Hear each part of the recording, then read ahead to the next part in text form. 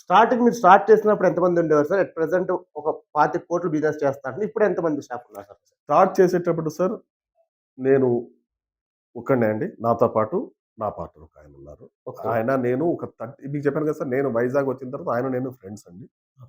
Friends అంటే ఆయన నేను కలిపి వ్యాపారం స్టార్ట్ చేశాము. ఓకే. ఆయన నేనే అండి. మొత్తం ఏది చేయాలన్నా ఒక ప్యాకింగ్ దగ్గర నుంచి, మెటీరియల్ అన్‌లోడ్ చేయడం దగ్గర నుంచి, మెటీరియల్ లోడ్ చేయడం వరకు ఏ డిఫికల్టీ ఉన్న ఏ పనైనా మేమిద్దరమే చేసేవాళ్ళం. మేము ఓకే. ఉదయం నుంచి సాయంత్రం వరకు కూడా మా పని మార్కెట్‌లో మాట్లాడడం, డీలర్స్ దగ్గర ఔట్ స్టాండింగ్స్, బిల్లింగ్స్ ఇయన్నీ చేసుకుంటాం. సాయంత్రం అయితే ఒక ట్రాన్స్‌పోర్టర్ వెహికల్ వచ్చిన వెంటనే we used to dump the material to the transporter. మేమే లోడ్ చేసేవాళ్ళం. మీరే చేసుకునేవారు. మేమే చేసుకునేవాళ్ళం. ఇప్పుడు సార్? ఇప్పుడు మేమేంటంటే సార్ నా నెట్‌వర్క్ అంతా కలిపి నియర్ అబౌట్ ఒక 40 పీపుల్ వరకు ఉంటారండి. ఇది అంటే డైరెక్ట్ అండి.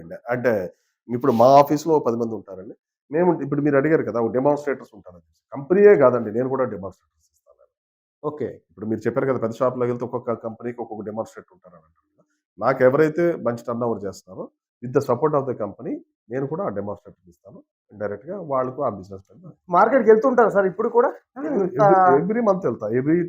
కంపల్సరీ 2 మంత్స్ అయితే కంపల్సరీ ఒకసారి వెళ్తుంటానండి.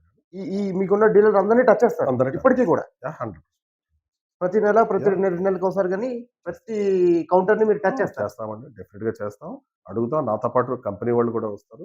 నెగెటివ్స్ ఏమైనా ఉంటే తీసుకుంటాం. ఇష్యూస్ ఏమైనా ఉంటే దాన్ని సార్ట్ ఔట్ చేస్తాం. వాళ్ళకి రెమెడీస్ ఇస్తాం. వాళ్ళకి సబ్జెక్ట్‌ని దాన్ని ఏంటంటే ఏవైతే ప్రాబ్లమ్స్ ఉన్నాయో మేము సాల్వ్ చేయడానికి